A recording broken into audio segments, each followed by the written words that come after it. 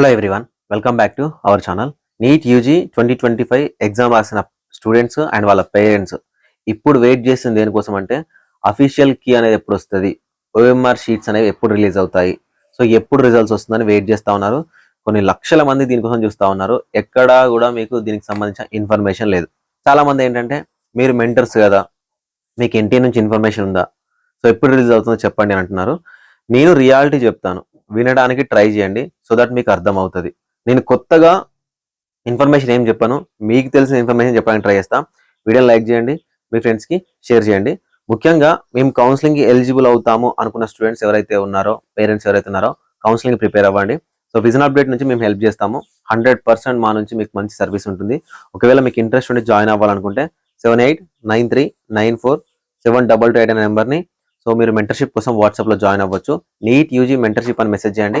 By default మీకు ఒక message వస్తుంది విజన్ అప్డేట్ నుంచి. దాంట్లో మీకు నచ్చిన ప్లాన్లో జాయిన్ అవ్వచ్చు. కాలేజీలో జాయిన్ అయ్యేంత వరకు మిమ్మల్ని గైడ్ చేసే బాధ్యత నాది. సో ఒక ఫ్యామిలీ మెంబర్ లాగా ప్రతిదీ ఇన్ డీటెయిల్గా ఎక్స్ప్లెయిన్ చేస్తూ, సో మీకు కాలేజీలో ఏం పెట్టుకోవాలి, ఎక్కడికి వెళ్ళాలి, కౌన్సిలింగ్ ప్రాసెస్ ఏంటి, ఎలాంటి మిస్టేక్స్ లేకుండా గైడ్ చేస్తాము. పర్సనల్ మెంటర్గా నేనే మీతో మాట్లాడతాను. నా పర్సనల్ నెంబర్ ఉంటుంది, వాట్సాప్ గ్రూప్ ఉంటుంది, vision update .in website access ఉంటుంది. మీకు ఇంట్రెస్ట్ ఉంటే మీరు జాయిన్ అవ్వచ్చు. ఓకేనా? ఫస్ట్ ఒక మెంటర్ని చూస్ చేసుకున్నప్పుడు అవైలబుల్గా ఉంటాడా లేదా అనేది చూస్ చేసుకోండి. ఎందుకంటే చాలా మంది అవైలబిలిటీ మిస్ అయిన తర్వాత మళ్ళీ తిరిగి విజన్ అప్డేట్లోకి జాయిన్ అవ్వడానికి అయితే వస్తూ ఉంటారు ఎవ్రీ ఇయర్. మీకు ఇంట్రెస్ట్ ఉంటే జాయిన్ అవ్వండి. ఓకే, సో ఇప్పుడు పాయింట్లోకి వెళ్తే అసలు మనకు రిజల్ట్స్ అనేవి ప్రతి ఒక్కరు అంటే ఫస్ట్ ప్రిలిమినరీ కీ వస్తుంది.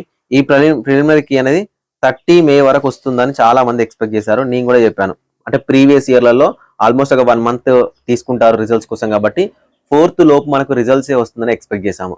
కానీ సో లాస్ట్ ఇయర్ అనేది మనకు పేపర్ లీక్ అయినప్పటికీ కూడా మనకు కీ రిలీజ్ అయిన తర్వాత అండ్ దాని తర్వాత రిజల్ట్ వచ్చిన తర్వాత గ్రేస్ మార్క్స్ బేస్ చేసుకొని మనకు కోర్టు కేసులు అనేవి ఎక్కువ అయ్యాయి.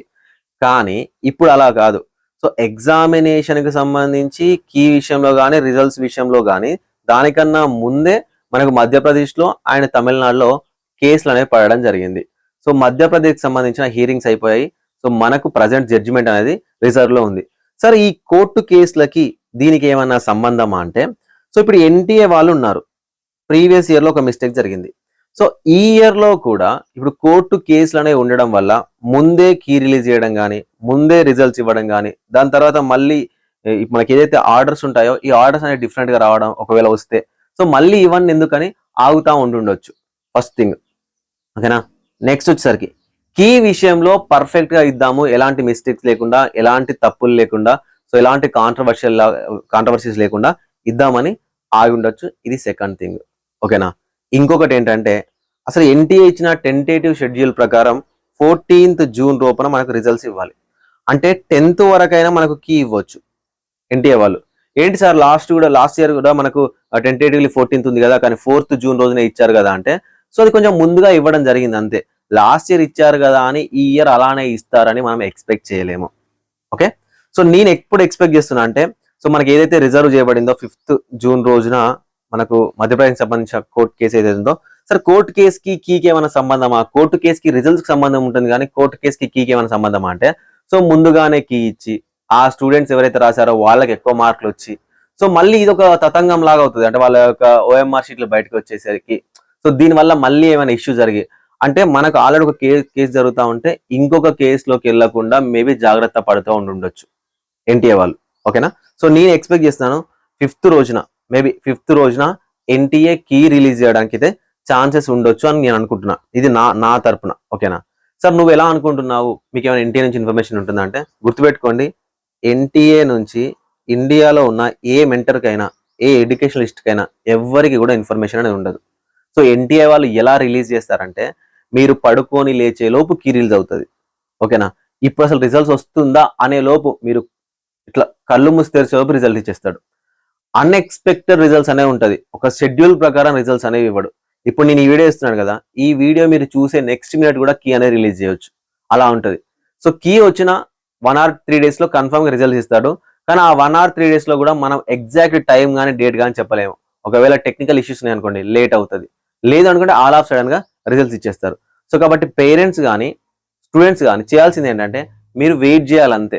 ఎక్కడైనా ఎన్టీఏ కీ రిలీజ్ ఎప్పుడు అవుతుంది, డేట్ ఎప్పుడు వస్తుంది, సో డేట్ చెప్పండి, రిజల్ట్స్ చెప్పండి అంటే డేట్ కానీ కీకి సంబంధించి కానీ టైం కానీ ఎన్టీఏ వాళ్ళు మనకి ఎక్కడా కూడా చెప్పరు, ఆల్ ఆఫ్ సడన్ గానే ఇచ్చేస్తారు. సో నా తరపున మీరు నన్ను అడుగుతుంటే నేను 5th జూన్ రోజున రిలీజ్ అవ్వడానికి ఛాన్స్ ఉందని నేను చెప్తా ఉన్నాను. సో అది ఆ రోజు కూడా రిజర్వ్ అయింది కాబట్టి, జడ్జిమెంట్ కోసం రిజర్వ్ అయింది కాబట్టి సో ఆ రోజు వస్తుందని చెప్తున్నాను. యాక్చువల్గా ఆ కేసెస్ కి అసలు రిజల్ట్స్ కి అసలు సంబంధమే ఉండదు, ఎందుకంటే చాలా మైనర్ కేసెస్ అవి. సో వాటిని ఎంతవరకు కోర్ట్స్ అనేవి పరిగణలోకి తీసుకున్నాయి, ఎంతవరకు వాటికి జడ్జిమెంట్ ఇస్తారు, సో ఆర్గ్యుమెంట్స్ నేను వినలేదు. సో ఎలా ఇస్తారు అని దాని మీద బేస్ చేసుకొని ఎన్టీఏ వాళ్ళు కీ అనేది రిలీజ్ చేయొచ్చు. ఓకేనా? సో ఇవన్నీ సాల్వ్ అవుతే అనుకున్న టైంకి రిజల్ట్స్ వస్తుంది. మీరు వెయిట్ చేయండి. సో టెన్షన్ పడకండి. మీకు 1% కూడా నమ్మకం లేదు మీకు మాకు సీట్ వస్తుందని, ఎందుకంటే మీరు చాలా రకాల కట్ ఆఫ్లు మీరు చూస్తుంటారు స్టూడెంట్స్గా, పేరెంట్స్గా. మీకు 1% కూడా మీకే సీట్ వస్తుందని మీకు నమ్మకం లేదనుకోండి, లాంగ్ టర్మ్లో జాయిన్ అయిపోండి. ఓకేనా? లేదు సార్ మాకు సీట్ వస్తుందనే కాన్ఫిడెన్స్ ఉంది అంటే కౌన్సిలింగ్కి ప్రిపేర్ అవ్వండి. ఓకే? సో ఎందుకంటే 3-4 మంత్స్ టైం ఉంటుంది కౌన్సిలింగ్కి. ఆ 3-4 మంత్స్ నాకు సీట్ వస్తుంది కదా అని సో ఆశతోని ఈ 3-4 మంత్స్ టైం వేస్ట్ చేసుకొని అప్పుడు వెళ్ళి లాంగ్ టర్మ్లో జాయిన్ అవుతాం అనుకుంటే టైం అనేది అయిపోతే వెనక్కి తిరిగి రాదు. సో కాబట్టి పేరెంట్స్గా మీరు కౌన్సిలింగ్లో పార్టిసిపేట్ చేయండి. మీ పిల్లల్ని ఎక్కడో దగ్గర కౌన్సిలింగ్లో పార్టిసిపేట్ చేయండి, ఎక్కడో దగ్గర ఇన్స్టిట్యూట్లో జాయిన్ చేయండి. పోతే ఇన్స్టిట్యూషన్ ఫీజు అనేది పోతుంది, సీట్ వస్తే తీసుకొచ్చి జాయిన్ చేయొచ్చు. కానీ ఎన్ని డబ్బులు పెట్టినా టైం కొనలేదు కాబట్టి జాగ్రత్తగా డెసిషన్ అనేది ఇప్పుడే తీసుకోండి. Okay? Thank you for watching this video.